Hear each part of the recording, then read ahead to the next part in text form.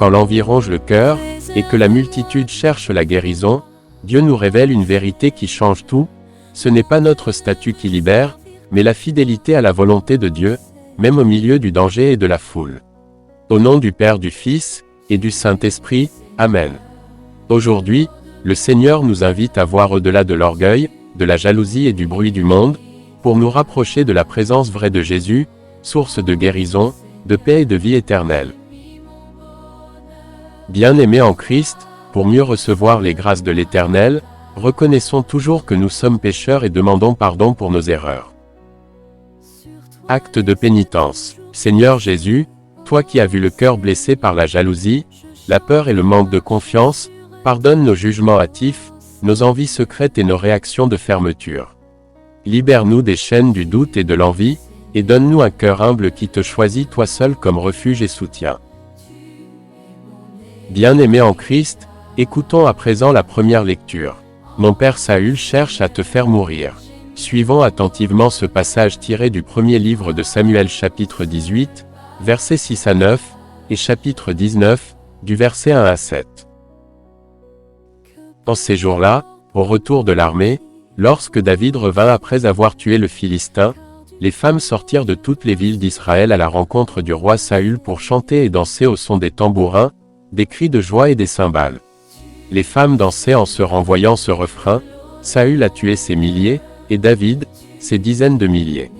Saül le prit très mal et fut très irrité. Il disait, à David on attribue les dizaines de milliers, et à moi les milliers. Il ne lui manque plus que la royauté. Depuis ce jour-là, Saül regardait David avec méfiance. Saül dit à son fils Jonathan et à tous ses serviteurs son intention de faire mourir David.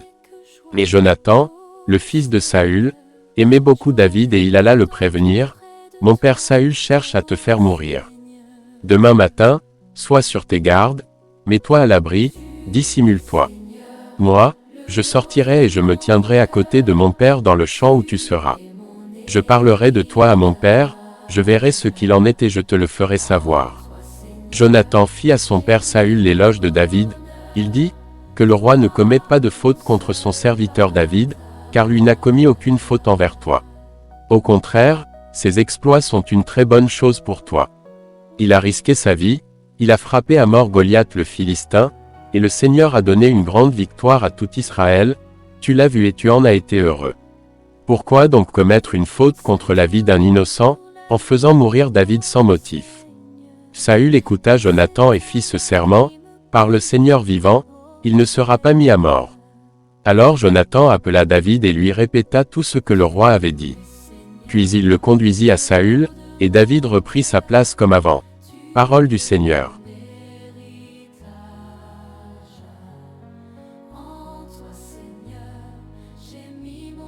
Bien-aimés en Christ, écoutons et recitons ensemble et avec joie le psaume du jour. Sur Dieu, je prends appui, plus rien ne me fait peur. Pitié, mon Dieu, des hommes s'acharnent contre moi. Tout le jour, ils me combattent, ils me harcèlent. Ils s'acharnent, ils me guettent tout le jour, mais là-haut, une armée combat pour moi. Sur Dieu, je prends appui, plus rien ne me fait peur. Toi qui comptes mes pas vagabonds, recueille en tes outres mes larmes. Le jour où j'appellerai, mes ennemis reculeront. Je le sais, Dieu est pour moi. Sur Dieu, je prends appui, plus rien ne me fait peur. Sur Dieu dont j'exalte la parole, sur Dieu, je prends appui. Plus rien ne me fait peur.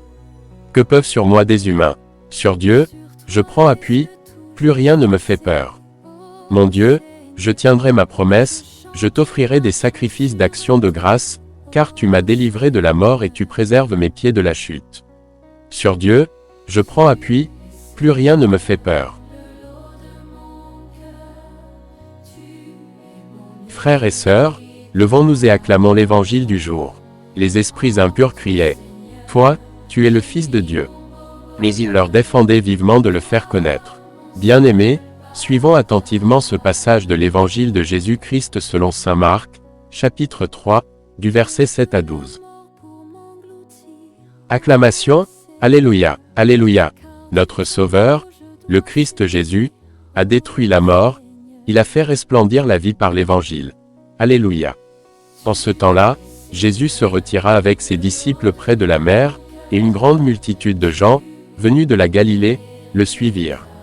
De Judée, de Jérusalem, d'Idumée, de Transjordanie, et de la région de Tyr et de Sidon vinrent aussi à lui une multitude de gens qui avaient entendu parler de ce qu'il faisait. Il dit à ses disciples de tenir une barque à sa disposition pour que la foule ne l'écrase pas. Car il avait fait beaucoup de guérisons, si bien que tous ceux qui souffraient de quelque mal se précipitaient sur lui pour le toucher. Et lorsque les esprits impurs le voyaient, ils se jetaient à ses pieds et criaient, « Toi, tu es le Fils de Dieu. » Mais il leur défendait vivement de le faire connaître, acclamant la parole de Dieu.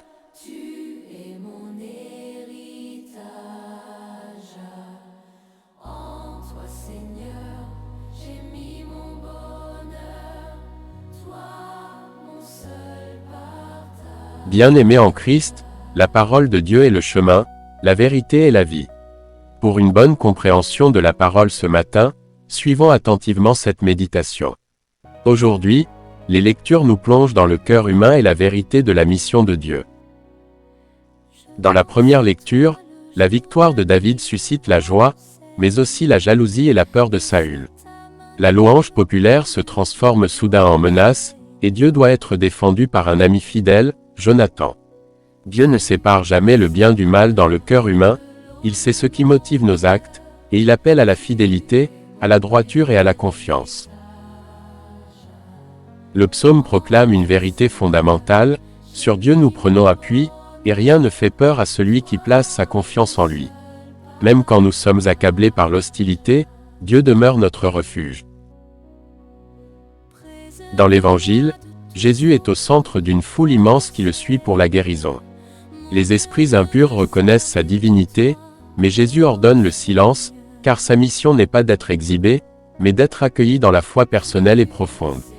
Jésus nous enseigne que son pouvoir de guérison est pour tous ceux qui s'approchent avec foi, et que sa mission doit être reçue dans la liberté du cœur et non simplement par admiration populaire.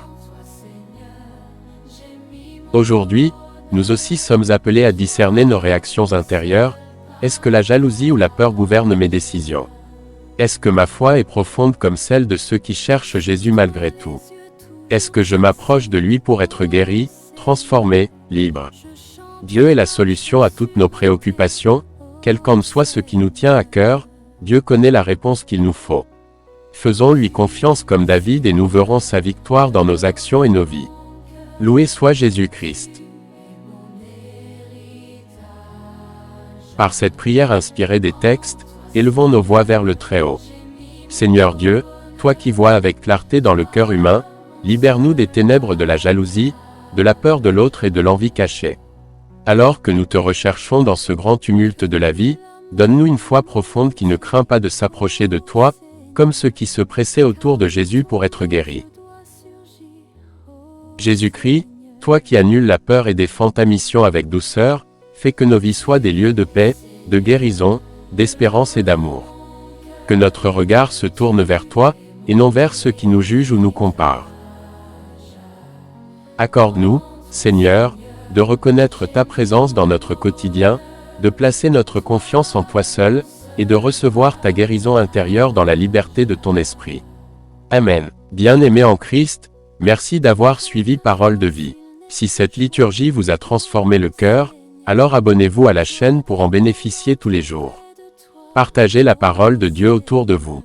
À demain pour une autre parole.